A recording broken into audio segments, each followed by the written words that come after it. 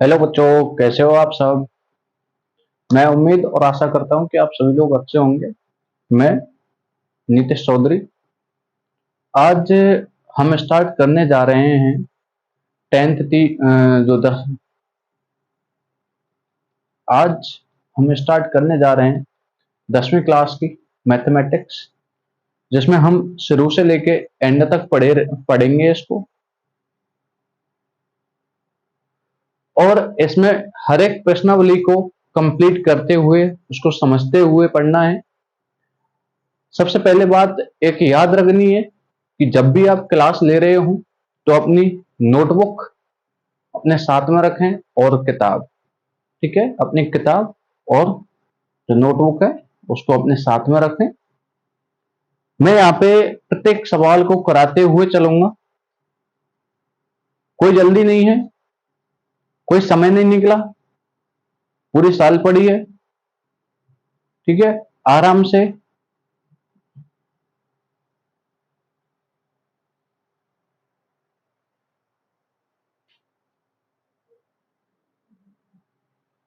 Hello बच्चों, कैसे हो आप सब। मैं उम्मीद और आशा करता हूं कि आप सभी लोग अच्छे होंगे, स्वस्थ होंगे। मैं नीतीश चौधरी। आज से हम जो 10वीं क्लास है उसकी मैथमेटिक्स प्रारंभ करने वाले हैं, जिसमें एक प्रश्नावली से लेके और जितनी भी उसमें प्रश्नावली हैं 13, 14, 15 जो भी हैं 16। ठीक है, मुझे लगता है कि अंतिम जो प्रश्नावली वो प्रायिकता है शायद। ठीक है, तो प्रत्येक प्रश्नावली को और प्रत्येक सवाल को हल करते हुए हम आगे बढ़ेंगे। कोई जल्दीबाजी नहीं। ठीक है, सबसे पहले आपको याद रखना है कि जब भी आप पढ़ने बैठो तो अपनी किताब और साथ में अपनी नोटबुक लेके बैठे। मैं सवाल यहाँ पे लिखूंगा और आपको मैं समझाऊंगा, उसमें कोई दिक्कत नहीं है। आप अपनी नोटबुक अगर अपने साथ लेके बैठेंगे, किताब अपने साथ लेके बैठेंगे तो आप उसमें देख सकते हैं प्रत्येक सवाल वही है जो आपकी किताब में दिया हुआ है, और उससे भी अलग जो भी एग्जाम्पल्स हैं उनको भी कराएंगे। तो आज जो हम स्टार्ट करने जा रहे हैं, जो प्रश्नावली एक है उसका नाम है वास्तविक संख्याएं। क्या? वास्तविक संख्याएं, रियल नंबर्स। तो बिना समय गवाए हम अपने टॉपिक की शुरुआत करते हैं। हमारा टॉपिक है रियल नंबर्स, वास्तविक संख्याएं।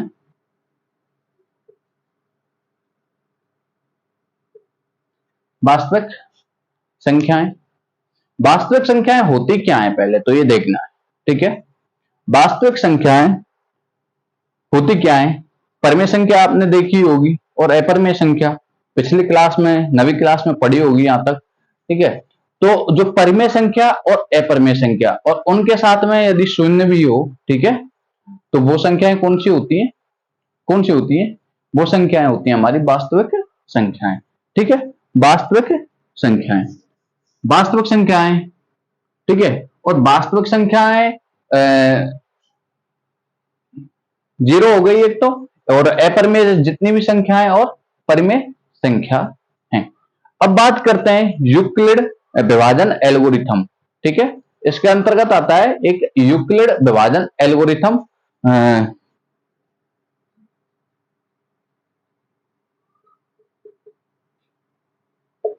यूक्लिड्स डिवीजन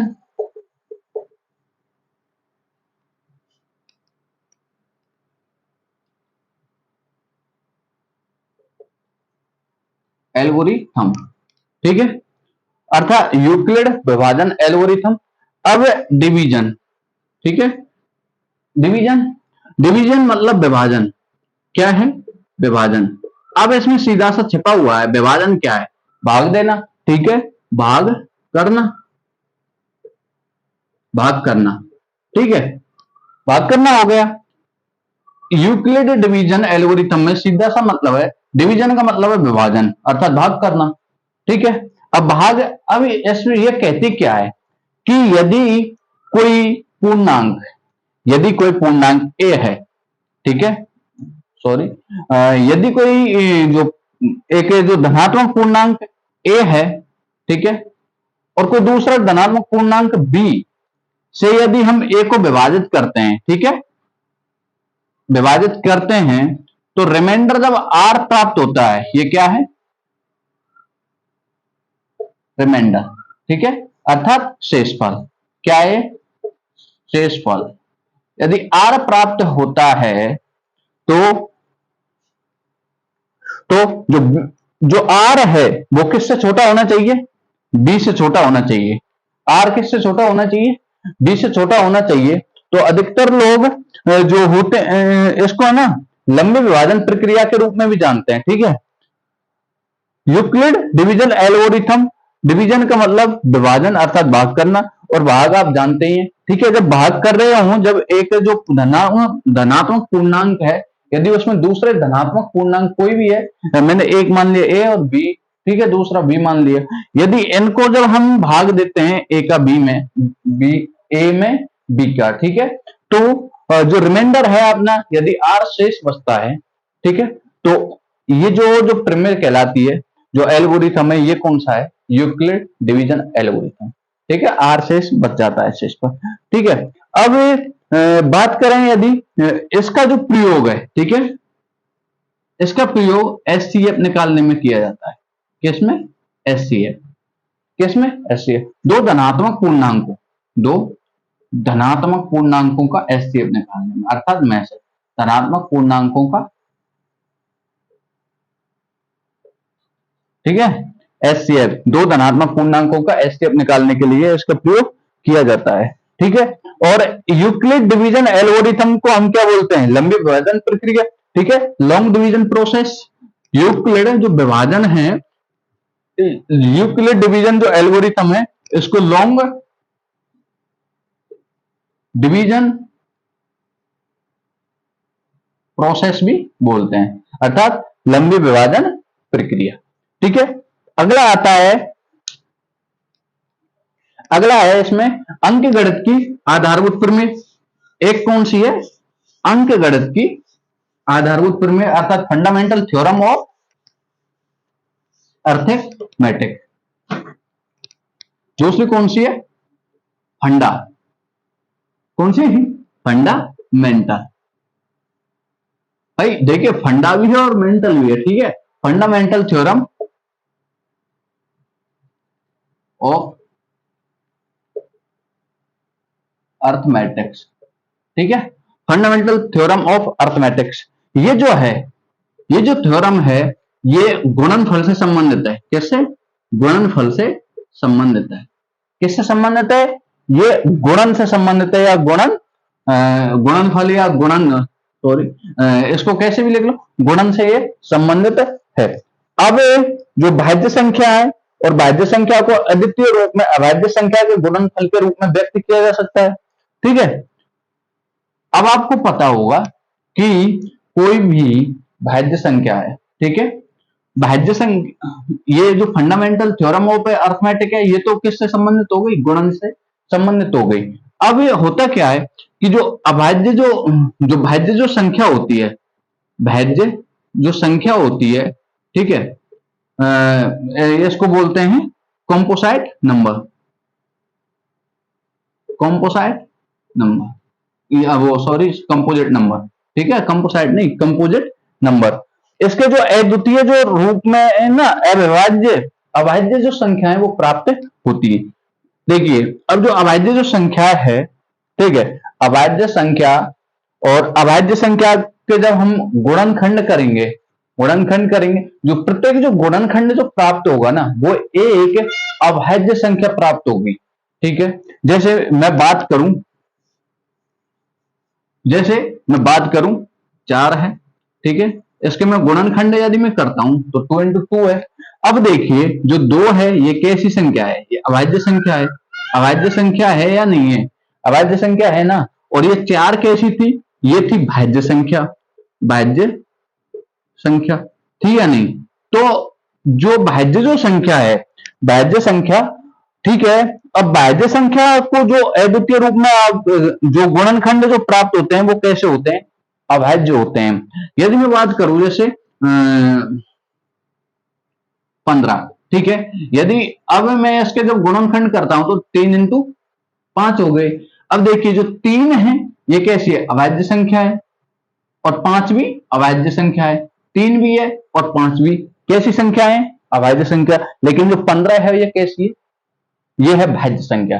ठीक है, 15 में मैं 3 से भी भाग दे सकता हूं, 5 से भी दे सकता हूं, 1 से भी दे सकता हूं और 15 से भी दे सकता हूं। ठीक है, लेकिन 3 में 1 का दे सकता हूं और खुद स्वयं जो संख्या है 3 उसका दे सकता हूं, ना कि किसी अन्य और संख्या का। इसलिए ये अभाज्य है। अभाज्य संख्या होती क्या है पहले तो ये जानिए।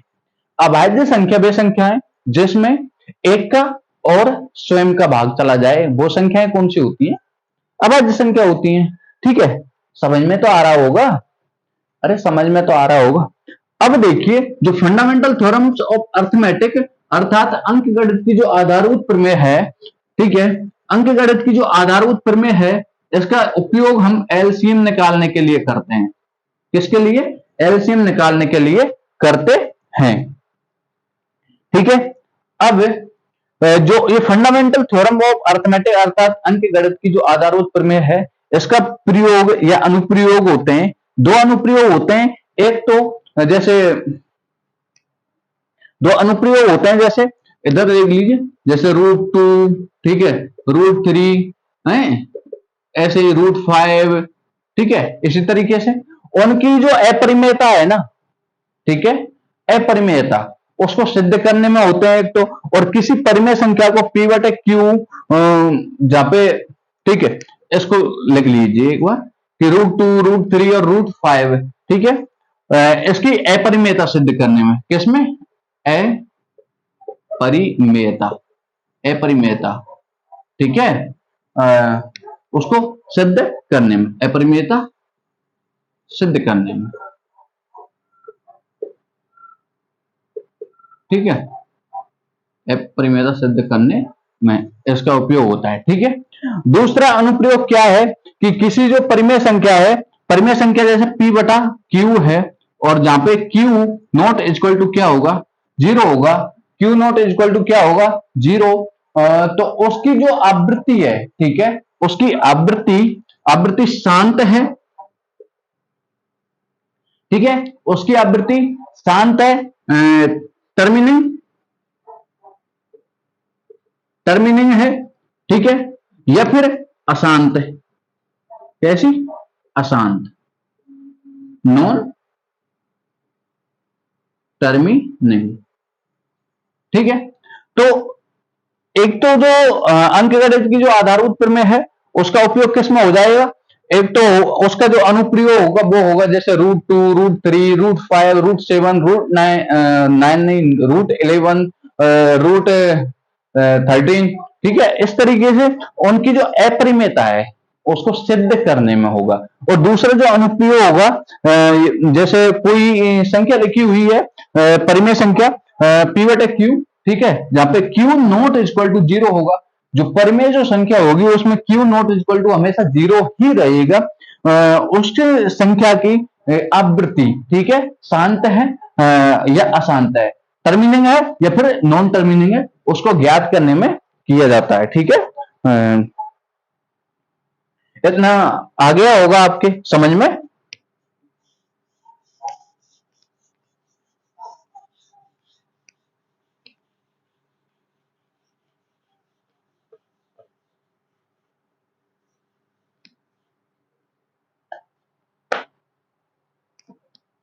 अब एसटीएफ होता क्या है, आपकी बुक खोलिए, उसमें एसटीएफ की परिभाषा लिखी हुई है, उसमें परिभाषा लिखी हुई है कि संख्याओं में प्रत्येक उभयनिष्ठ अभाज्य गुणनखंड की सबसे छोटी घात, ठीक है, सबसे छोटी घात का जो गुणनफल होता है वो क्या होता है, एचसीएफ होता है। ठीक है, देखिए संख्याओं में एचसीएफ क्या होता है, संख्याओं में संख्याओं में प्रत्येक उभयनिष्ठ प्रत्येक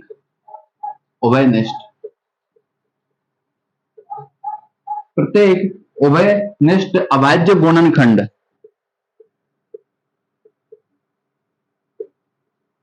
अभाज्य गुणनखंड, अभाज्य गुणनखंड की सबसे छोटी घात वाली संख्याओं का गुणनफल। ठीक है, एचसीएफ क्या होता है कि संख्याओं में प्रत्येक जो अवयनिष्ठ जो गुणनखंड है, ठीक है, दो संख्याएं जैसे 2 हैं, 3 हैं, 4 हैं, यदि हम उनका में से निकाल रहे हैं तो हम उनके गुणनखंड तो करेंगे। ठीक है, तो जो प्रत्येक जो संख्या है, ठीक है, प्रत्येक संख्या और प्रत्येक संख्या में उभयनिष्ठ होना चाहिए। जैसे मैं बात करूं उभयनिष्ठ कैसे, एक तो हो गई अपनी संख्या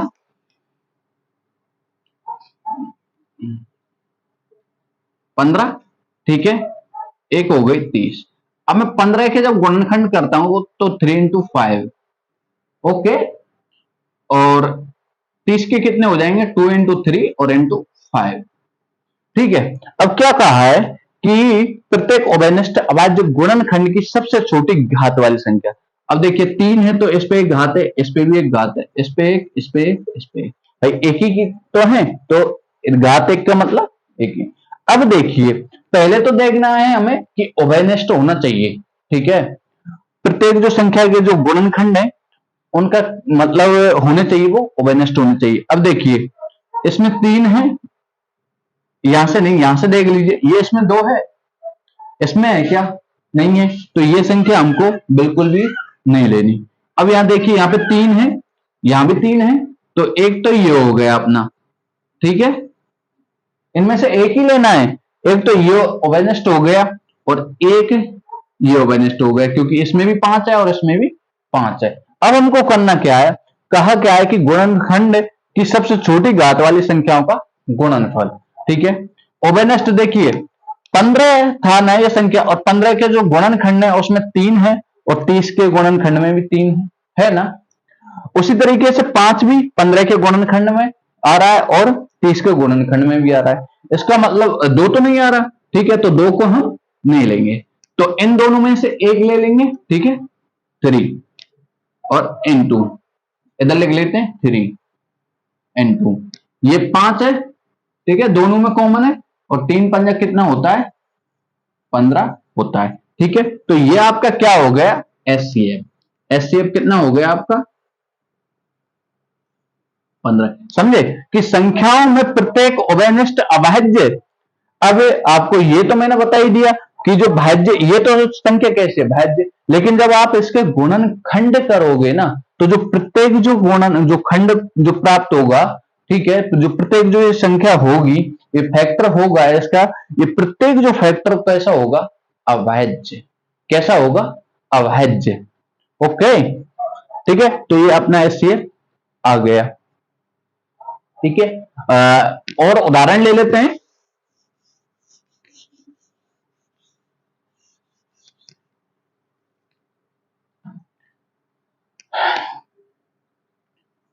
दो संख्याएं कोई भी, ठीक है, एक ले लेता हूं मैं 72 और एक ले लिया मैंने कितना 72 और एक ले लेता हूं मैं 81। ठीक है, 81 ले लिए। अब देखिए इसके फैक्टर करने हैं हमको, 72 के फैक्टर कर लीजिए। ठीक है, 72 के गुणनखंड कर लीजिए, कितना होगा 2, 2 दूनी 4, 4 तिया 12 और 12 तिया 36, 12 दूना 24 और 24 तिया 72। ठीक है, इस तरीके से ये गुणनखंड हो गए। ठीक है, अब हम इसको ऐसे भी तो लिख सकते हैं ना, इसको हम ऐसे भी तो लिख सकते हैं। देखिए 2 कितने हैं 1 2 3 4, तो 2 की पावर हम 4 लिख सकते हैं, इसको लिख सकते हैं। ठीक है, आगे लिख लीजिए, यहाँ पे नहीं तो यहाँ पे ऐसे तीर का एरो लगा के लिखना है। ठीक है बच्चों, तो ये 2 है, तो 2 और 2 के ऊपर घात कितनी आ जाएगी 4 आ जाएगी, क्योंकि ये कितने हैं 2 हैं, कितने हैं ये 2 कितने हैं 4 हैं। ठीक है, एक बार, दो बार, तीन बार और चार बार आ रहा है, इंटू 3 की पावर 1, क्योंकि 3 एक ही बार आ रहा है ना, ठीक है, एक ही बार आ रहा है। अब देखिए जो 81 है, 81 इसके फैक्टर कर लेते हैं। इसके कितने होंगे? 3, दो से भागे इसमें जा ही नहीं रहा, ठीक है। 81 में 2 से भाग जा रहा है क्या? नहीं जा रहा। 3 से जा रहा है, बिल्कुल जा रहा है। 3 27 बार गया, 27 में फिर 3 कर देंगे तो 27 तिया वो 3 नाम 27, 9 आ जाएगा, मतलब ये 3 बार गया, ठीक है। तनाम तिया 9 और 9 तिया 27 और 27 तिया 81, ये फैक्टर हो गए, ठीक है। आप भाग दे के भी निकाल सकते हैं इसको, ठीक है। आपको मैं से ठीक है, इसके गुणनखंड आप कर सकते हैं, ठीक है। तो अब इसमें देखिए 3 कितनी बार है? 4 बार है, तो मैं इसको ऐसे लिख सकता हूं 3 की पावर 4, ठीक है। क्या? 3 की पावर 4। अब देखिए कहा क्या था कि प्रत्येक संख्या के ये जो गुणनखंड है, ठीक है, इनमें क्या होना चाहिए? पहले तो ओवेनिस्टी होना चाहिए और उसके बाद देखना है ओवेनिस्ट तो हो, लेकिन सबसे छोटी जो घात है उसको लेना है, ठीक है। अब देखिए इसमें 2 है ओवेनिस्ट, इसमें है क्या? नहीं है। अब इसमें देखिए 3 है, इसमें 3 है, हाँ जी बिल्कुल। आप कहोगे सर जी इसमें तो 3 है। ओहो, इसमें भी 3 है, हाँ इसमें भी 3 है, ठीक है। इसमें 3 है, इसमें 3 है, लेकिन हमें लेना कौन सा है? सबसे छोटी घात वाली। अब ये तो 3 की पावर 1 है और ये 3 की पावर 4 है, अब इनमें से छोटी कौन सी है? 3 की पावर 1, ठीक है। तो ये हमको ले लेनी है, तो ये आ गई 3 की पावर 1, और 3 की पावर 1 का मतलब क्या होता है? 3 ही होगा, ठीक है। तो हमारा जो एचसीएफ है वो कितना आ जाएगा? 3 ही आ जाएगा, ठीक है, 3 ही आ जाएगा। इतना आपके समझ में आ गया होगा, ठीक है। आगे हल कराएंगे, प्रश्न हल कराएंगे, इससे संबंधित बहुत सारे प्रश्न आएंगे आपकी प्रश्नावली में।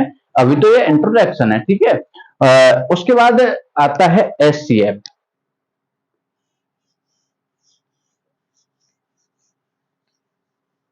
ये तो हो गया एचसीएफ। अब है एलसीएम। क्या? एलसी। अब एलसीएम क्या कहता है कि संख्याओं में संबंध प्रत्येक अभाज्य गुणनखंड, ठीक है, प्रत्येक अभाज्य गुणनखंड की सबसे बड़ी जो घात है उसका गुणनफल क्या होता है? एचसीएफ। प्रत्येक संख्याओं में, ठीक है, संख्याओं में संबद्ध, ठीक है। अब कहने का मतलब यह है कि एलसी कहने का सॉरी एलसीएम, ठीक है। अब एलसीएम क्या कहता है कि संख्याओं में संबंध, संबंध नहीं संबद्ध, ठीक है, प्रत्येक अभाज्य गुणनखंड की जो बड़ी जो संख्या, बड़ी जो घात है उसका जो गुणनफल है ना वो क्या होगा? एलसीएम होगा। एचसीएफ में अर्थात में तो कहा था सबसे छोटी जो घात है उसका गुणनफल, लेकिन वो दोनों में कैसी होनी चाहिए? कॉमन होनी चाहिए, लेकिन इसमें कॉमन नहीं है कोई भी, ठीक है। इसमें देखना है कि जो दो, अगर जैसे दो संख्या दे रखी है, ठीक है, जो उनके जो गुणनखंड है ना, तो उसमें देखना है कि सबसे बड़ी, ठीक है, कोई भी हो, कोई भी संख्या। अब देखिए मैं बता देता हूं एक बार एक उदाहरण के जरिए, ठीक है। जैसे मैं बात कर लेता हूं 15, ये होगा एक तो 50, ठीक है, और एक ले लेता हूं मैं 72, ठीक है। अब मैं 50 के जब मैं गुणनखंड करूंगा, क्या करूंगा? गुणनखंड, 2 दूना 4, ठीक है, और 4 दूनी 8, नहीं कितना आएगा? 2 दूनी, आप भाग दे के देख सकते हैं इसको, ऐसे नहीं कि नहीं हमें तो ओहो ऐसे ही आना चाहिए, नहीं, भाग दे के देख सकते हैं, ठीक है। अब देखिए 2 गुणा 5, ठीक है, और इंटू 5, ठीक है। 25 दूनी 50 होता है ना, तो 2 आ गया, और 25 का 5 गुणा 5, ठीक है। अब ये 72 है, 2 दूनी 4, 4 दूनी 8, 8 दूनी 16 और 16 दूना 32 नहीं होगा, ठीक है। 2 दूनी 4, 4 दूनी 8 और 8 तिया 24 और ठीक है, 8 तिया 24 और 24 तिया 72, ठीक है। अब देखिए मैं इसको ऐसे लिख सकता हूं, 2 की पावर 1 गुणा 5 की पावर 2, ठीक है। तो ये 5 2 है तो मैंने पावर लगा दी 2 अर्थात घात लगा दी, ठीक है। अब ये 72 है ना, 2 गुणा 2 गुणा 2 ये कितनी बार है, 3 बार है, ठीक है। तो मैं इसको ऐसे लिख दूं 2 की पावर 3। अब देखिए अगला कौन सा है, 3 है, अगला कौन सा है 3 है, तो 3 की पावर ये कितने हैं, 3 कितनी बार है, 2 बार है, ठीक है। तो पावर कितनी हो जाएगी, 2 हो जाएगी, कितनी 2 हो जाएगी, ओके। इतना आपके समझ में आ गया होगा। अब कहा क्या है कि अब कहा क्या गया है कि सबसे बड़ी घात होनी चाहिए, ठीक है। ये नहीं कि दोनों में कॉमन हो, नहीं, प्रत्येक संख्या में से ये देखना है कि जो प्रत्येक जो संख्या है और प्रत्येक संख्या में से लेना है, ठीक है। अब देखिए ये 2 है, इसमें भी 2 है, ठीक है। अब ये जब कॉमन है ना, इसमें ये दोनों है भाई, ये 2 की पावर 1 है और 2 की पावर ये 3 है, ठीक है। इसका मतलब ये जो 2 है इसमें कॉमन है, लेकिन हमको करना क्या है, हमको करना यह है कि जो ये 2 सबसे बड़ी घात कौन की है, 2 की पावर 3 ही तो है, तो हमें ये ले लेनी है, ठीक है। 2 की पावर 1 नहीं लेनी, 2 की पावर 3 लेनी है, ठीक है।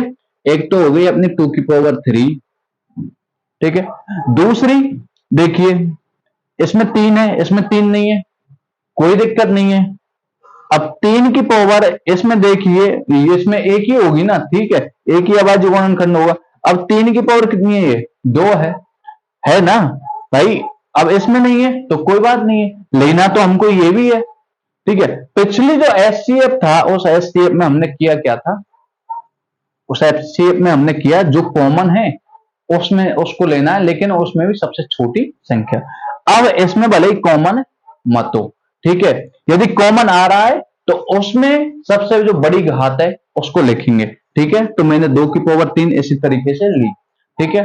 अब देखिए 3 की पावर 2 इसमें नहीं है, कोई बात नहीं है, पर ये लिखनी है हमें, ठीक है।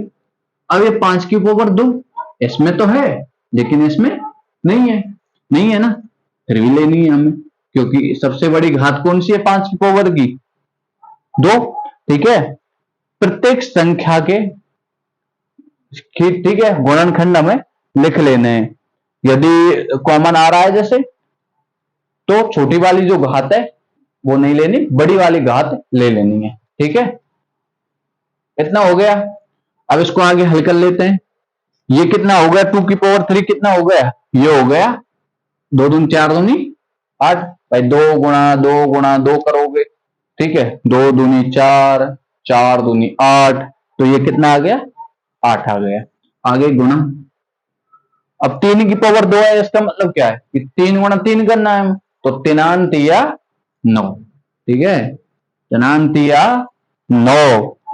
अब आगे देखिए ये 5 है, 5 की पावर कितनी है 2, इसका मतलब क्या है 5 गुणा 5 और 5 25, कितना हो गया 25, ठीक है।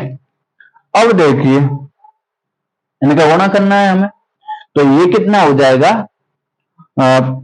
25 नम्मा 225 और 25 नम्मा 225 और 225 अट्ठे 1800, ठीक है। या फिर इसको ऐसे कर लीजिए, देखिए ये डायरेक्ट हो जाएगा 25 अट्ठे 200 और 200 गुणा 9 करोगे तो 1800, ठीक है। तो ये कितना आ गया हमारा 1800, ठीक है। ये अपना क्या आ गया एलसीएम, क्या आ गया एलसीएम, ठीक है। समझ समझ में आया, नहीं आया, चलिए कोई बात नहीं, अगला एक सवाल और देख लेते हैं।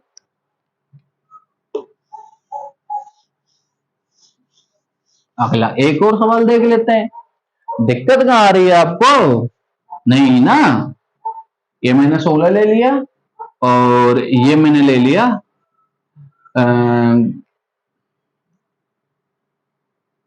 20 ले लिया, ठीक है, 20 ले लिए। अब देखिए इसके गुणनखंड कीजिए, 2 दूनी 4, 4 दूनी 8, 8 दूनी 16, ठीक है। तो 2 गुणा 2 गुणा 2 गुणा 2, ठीक है। 2 दूनी 4, 4 दूनी 8, 8 दूना 16, कितना आया? 16 हो गया। ये इसके गुणनखंड हो गए। अब ये जो 20 है इसके करके देखिए, 2 गुणा 2 4 हो गया। अब 4 गुणा 3 करेंगे तो नहीं आएगा, 2 करेंगे तो भी नहीं आएगा, 4 गुणा 4 करेंगे तो भी, 4 पंजे 20, कितना? 4 पंजे 20, अर्थात 2 गुणा 2 और गुणा 5, ठीक है। ये हो गया अपना। अब मैं इसको कैसे लिख सकता हूं? मैं इसको ऐसे लिख दूं, 2 की पावर 4, ठीक है, 2 की पावर 4। और इसको मैं लिख दूं कि 2 की पावर 2 और n2 5 की पावर 1। अब देखिए ये 2 है, 2 की पावर 2, और इसमें 2 की पावर 4 है, ठीक है। अब ये कॉमन आ रहा है, दोनों में आ रहा है ना, लेकिन यदि अगर कॉमन आ रहा है तो हमें करना क्या है? करना ये है कि जो बड़ी वाली घात है उसको लिखेंगे, किसको? बड़ी वाली जो घात है उसको लिख देंगे, ठीक है। आगे देखिए, ये 5 की पावर 1 क्या इसमें है? नहीं है। अगर कॉमन होता, यदि यहाँ 5 की पावर 2 लिखा होता तो हम 5 की पावर 1 को नहीं लेते, 5 की पावर 2 को ले लेते, क्योंकि वो बड़ी संख्या होती, ठीक है। लेकिन यहाँ पे 5 की पावर कुछ नहीं है ही नहीं यहाँ पे 5, ठीक है। तो ये 5 की पावर 1 है, इसको हम लिख देंगे 5 की पावर 1, ठीक है। अब देखिए, अब ये क्या हो गया? 2 की पावर 4 का मतलब क्या है? 16 भाई, 2 दूना 4, 4 दूनी 8 और 8 दूनी 16, ठीक है। मतलब 2 का गुणा 4 बार ही तो करोगे, 2 गुणा 2 गुणा 2 गुणा 2, इस तरीके से, ठीक है। और ये 5, ठीक है। और 16 पंजे कितना होता है? 16 पंजे कितना होता है बताइए? 80। कितना होता है? 16 पंजे 80। और ये अपना क्या आ गया? एलसीएम। क्या आ गया? एलसीएम, ठीक है। ये अपना क्या आ गया? एलसीएम। यहां पे लिख दिए एलसीएम बराबर कितना आ गया? 80। हाँ, यदि मैं अब बात करूं यहीं पे, ठीक है, यहीं पे यदि मैं बात करूं एचसीएफ की, किसकी? यहां देखिए, एचसीएफ की बात करूं यदि मैं यहां पे, अब देखिए यहां पे एचसीएफ क्या देखना है? एचसीएफ देखना है हमको। एचसीएफ देखेंगे, ये दोनों कॉमन है भाई, 2 की पावर ये 4 है और 2 की पावर ये 2 है, इसका मतलब 2 कॉमन है इसमें। अब एचसीएफ में कहा क्या था? मैं से में कहा ये था कि यदि दोनों कॉमन आ रहे हैं तो उसमें से छोटी जो घात है उसको हम लिख देंगे, ठीक है। किसको लिखेंगे? छोटी वाली घात को, 2 की पावर 2। अब देखिए ये 5 की पावर 1 है, क्या यहाँ पे 5 की पावर 1 है? या फिर मतलब 5 की पावर कितनी भी यहाँ पे कॉमन है क्या? नहीं है। और नहीं है तो हमें करना क्या है? 5 की पावर को बिल्कुल नहीं लेना है, इनको छोड़ देना है, अकेले अकेले अकेले रहो, ठीक है। तो हमारा इतना आ गया। अब वहां पे कुछ भी नहीं बचा जो हमें लेना हो एचसीएफ के लिए, ठीक है। और 2 की पावर 2 कितना होता है? 4। कितना होता है? 4। ये कितना? तो हमारा जो एचसीएफ है वो कितना आ गया? 4, ठीक है। आई समझ में? आ गई होगी। अरे बालको,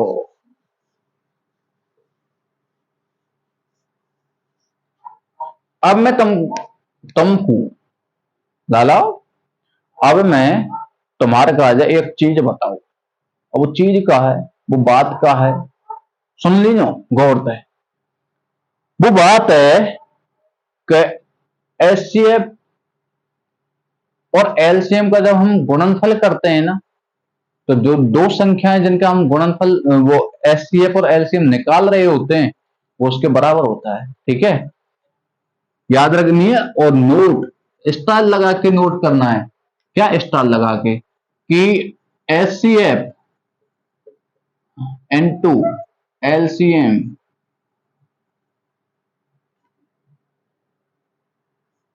यहां पे लिखना है दो संख्याएं,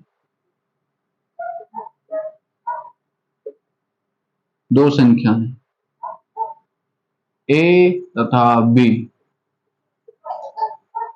हो तो ठीक है।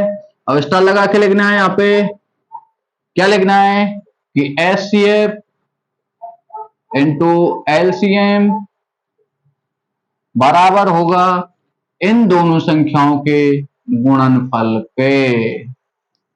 ठीक है, ये ब्रैकेट में बंद कर देना है आपको। क्या करना है? ब्रैकेट बंद कर देना है। ओके, ठीक है। अब देखिए, ये आपका इतना हो गया। अब मैं बता देता हूं आपके लिए एक उदाहरण देके। ठीक है, मैंने दो संख्या ले ली। एक तो ले ली अभी अभी मैंने बताई थी, एक ले लेता हूं 16 ले लेता हूं, और एक ले लेता हूं 24। ठीक है, ये दो संख्याएं ले ली मैंने। ठीक, अब इसका एल पहले तो हमें गुणनखंड कर दें इसके। 2 दूनी 4 दूनी 8 दूनी 16। ठीक है, इसके हो जाएंगे 2 दूनी 4 और 4 तिया 8 और 8 तिया कितना हो गया? 24। कितना हो गया? 24। ठीक है, इसको हम ऐसे भी लिख दें, 2 की पावर ये 4 और ये 2 की पावर 3 और इनको 3 की पावर 1। अब HCF जब हम निकालते हैं इसका, ठीक है, HCF जब हम निकालते हैं तो कैसे निकालेंगे? देखिए, 2 की पावर 3, ये 2 है, इसमें कॉमन है। ठीक है, 3 है, इसमें कॉमन है क्या? नहीं है, तो 2 ही है ना इसमें कॉमन। तो 2 में जब HCF निकालते हैं तो हमें छोटी जो घात है वो लेनी है। कौन सी लेनी है? तो सबसे छोटी जो घात है ना, वह संख्या हमें ले लेनी है। ठीक है, तो ये 2 की पावर 4, ये 2 की पावर 3, इनमें से एक लेनी है। और वो कौन सी लेनी है? जिसकी घात कम हो। तो 2 की पावर 3। ठीक है, आगे ये 3 की पावर 1 है ना। लेकिन इसमें 16 का जो गुणनखंड है, क्या इसमें 3 है? नहीं है ना, तो हम 3 को नहीं लेंगे। ठीक है, तो 2 की पावर 3 का मतलब कितना हो गया? 8। तो HCF हमारा कितना आ गया? 8 आ गया। अब LCM लेना है हमको। क्या लेना है? LCM। क्या? LCM। LCM में हमने बताया, क्या बताया कि जैसे इन दो संख्याओं का अब हमें LCM निकालना है। तो करना क्या है? ये देखना है कि कोई संख्या कॉमन है। ठीक है, कॉमन है तो उसमें से सबसे बड़ी वाली घात वाली संख्या को लिख लेंगे। अब सबसे बड़ी देखिए, ये 2 की पावर 3 और ये 2 की पावर 4 है। ठीक है सर, इनमें से बड़ी जो संख्या कौन सी है? घात है भाई। संख्या की बड़ी घात कौन सी की है? इसकी है ना। तो 2 की पावर 4। ठीक है, 2 की पावर 4। अब इसमें 3 की पावर 3 है? नहीं है, कोई बात नहीं, लेकिन इसमें है। अब इसमें हो या मत हो, कुछ भी मत हो, यदि इसमें और भी संख्याएं होती है ना, तो उनके हम गुणनखंड यहाँ पे लिखते। ठीक है, उनका गुणा यहाँ पे करते। ठीक है, 3 की पावर 1, तो इसका मतलब 3 की पावर 1। अब ये कितना हो गया? 2 दूनी 4 दूनी 8 और 8 तिया 24। कितना हो गया? वो सॉरी,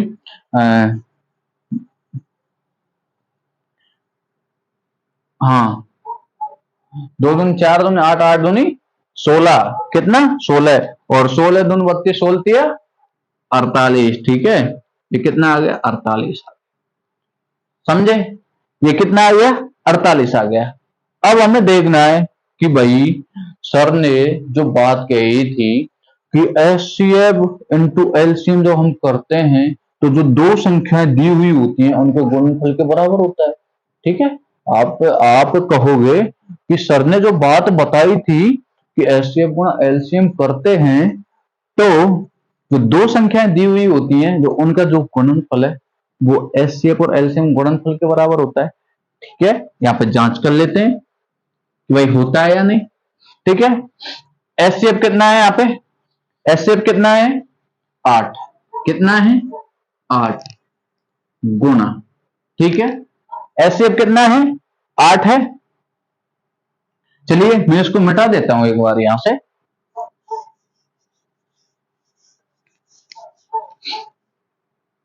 देखिए एचसीएफ कितना है 8, ये एचसीएफ है ना, एचसीएफ कितना हो गया 8 गुना, ठीक है, एलसीएम कितना है अपना 48, कितना है 48, आगे बराबर। अब दो संख्याएं कौन कौन सी दी हुई थी हमारे पास, दो संख्याएं कौन कौन सी थी, एक तो थी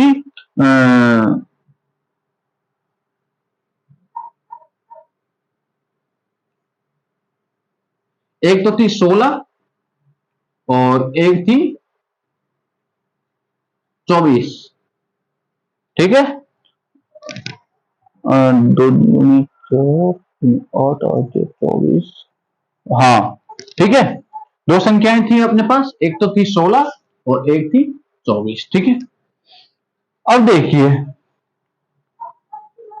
ए का मान कितना है 16 और बी का मान कितना है 24, कितना है 24, ठीक है। अब इनका गुणनफल कीजिए, 8 वर्ग 64, ठीक है, और 6 8 चौक 32 और 6 मतलब 384, और इसका भी क्या करना है, हमें गुणनफल करना है।